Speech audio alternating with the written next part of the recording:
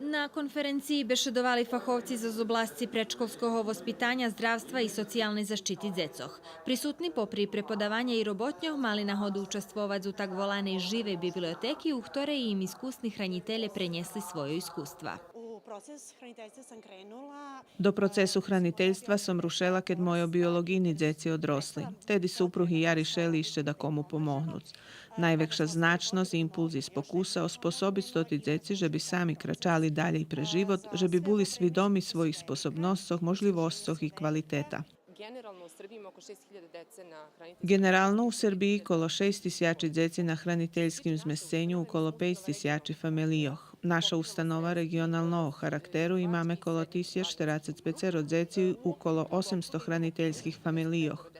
Vojvodini hibje išće 2 centri za zmescenje dzecov, že bi cala teritorija bula oblapena.